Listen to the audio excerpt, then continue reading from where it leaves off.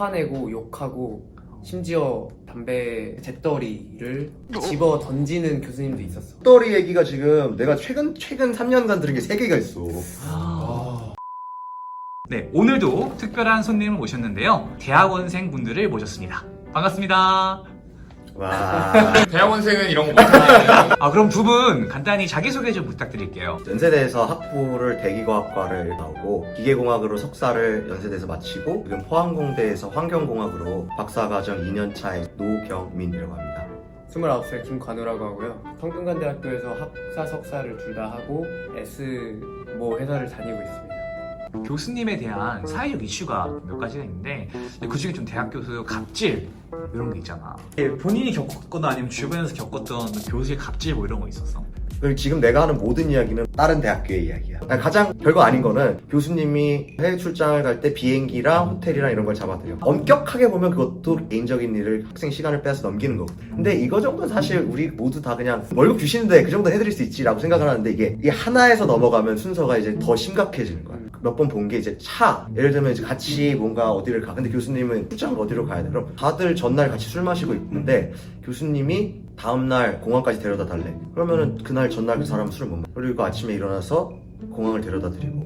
다른 교수님 얘긴데 그 교수님이 대표로 있는 회사가 있었어. 그 회사에서 전자미경 사진을 찍어야 되는 샘플이 있는데 그거를 학생들한테 시키는 거야. 불합리지. 술 11시에 막 불러.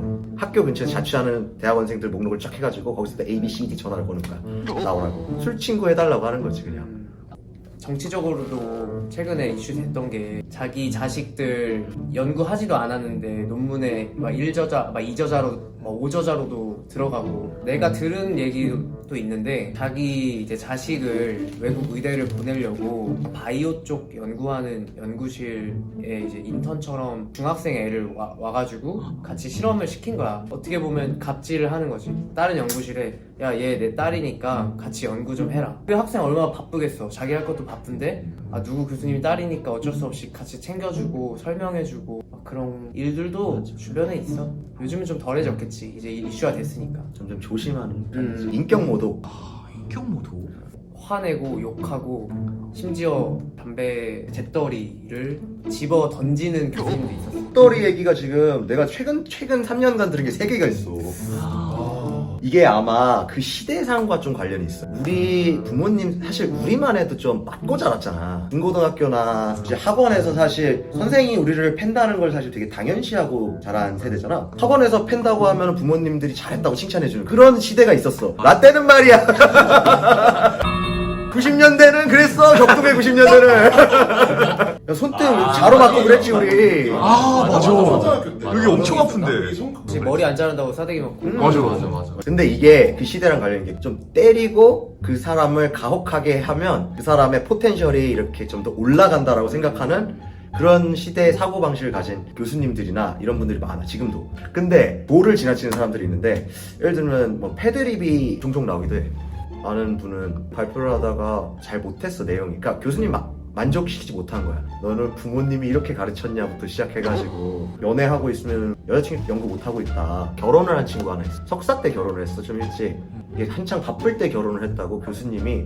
보통은 당연히 이제 회사든 대학원이든 결혼을 하면 이제 다 같이 가서 축하해주고 그러잖아. 교수가 막았어. 가지 말라고. 교수는 당연히 안 갔고 축의금만 전달한 그런 것도 아니고 다들 못 가게 했어. 최근 같은 경우는 이게 그런 이슈가 지금 뉴스에도 되게 많이 되고 있어서 그런 거에 대해서 좀 되게 예민하게 해서 조금 조심하려고 하는데, 정말 내 선배들 2010년대 초반에 대학원 하던 형들한테 들은 얘기가 병수발 교수님의 시부모님이 치매를 걸리셨어. 이제 연구실 사람들을 넘버링 해가지고 너는 언제부터 언제 해가지고 그 시부모님의 치매 병수발을 순서를 세워가지고 시키는 거야. 밥 차리라고 한 교수도 있었어. 이게 더 나빠지는 이유 중 하나가 이러한 불합리한 거를 한 번, 두 번 이렇게 넘어가. 이제 그게 익숙해져서 그게 이상하다는 걸 못 느끼기 시작해. 그냥 교수님 시키면 하는 거지 왜. 전반적으로 악습이 이렇게 전파된다고 해야 되나? 학생들 입장에서는 거부할 수 있는 권리는 없는 거야. 거부할 수 있지. 그냥. 거부할 수 있는데 하고 교수님이 싶지 않다라는 나를 얘기야. 안 좋게 보면은 나의 지도에 문제가 생기는 거잖아. 얘는 말 잘 안 듣는 애. 그런 거 말 한마디 한마디가 되게 조심스러워지고 그냥 참고 버티자.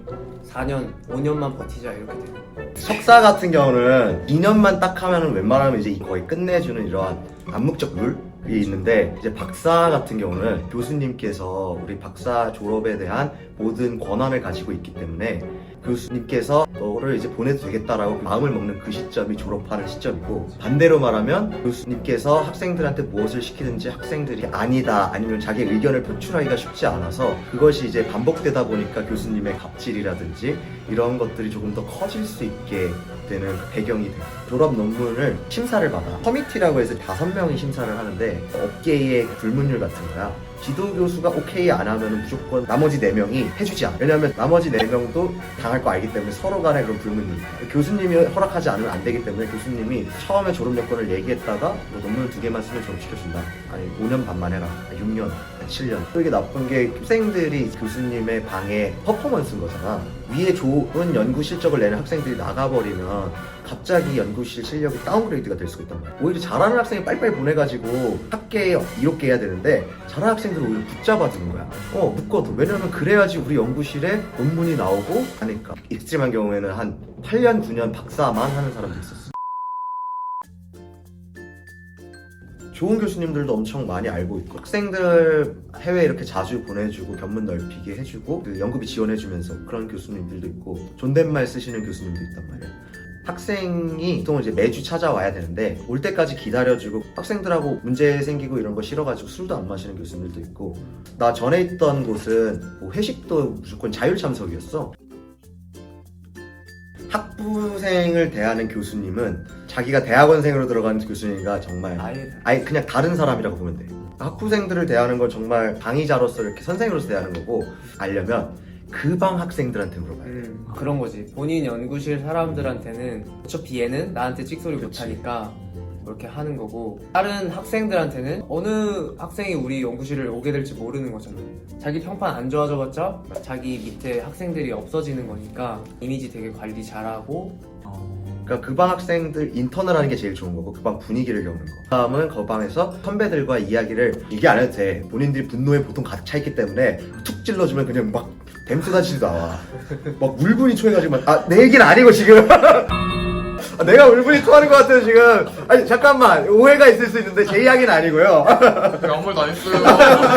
최근에 이제 김박사넷이라고 있는데 각 학교 교수님 연구실마다 교수님의 인성이 어떤지, 뭐 강의 실력은 어떤지, 그리고 최근 연구는 뭐가 이루어지고 있는지, 최근에 연구를 얼마나 자주 내고 있는가, 그리고 얼마나 좋은 저널을 내고 있는가. 학부생이나 이런 사람들은 교수가 어떤 사람인지 알지 못하고 보통 들어오게 되는데, 들어오다가 빠져나가지도 못하고 망하는 케이스들이 되게 많거든. 들어오면 매몰 비용이 생겨버리니까 교수님이 아무리 나쁜 짓을 해도 참을 수밖에 없는데, 김박사넷 이런 걸 통해서 교수님이 그리고 그 연구실이 어떤 분위기인지를 파악하고 나서 교수님들은 교수님들 나름대로 이거 너무 이상한 얘기만 하고 괜한 얘기 아니냐 이렇게 하기도 하고, 학생들은 이제 최소한의 우리들의 방어 권리다 이거. 최근 한 2, 3년 동안 대학원생과 교수 이 관계에 있어서 되게 핫한 이슈야.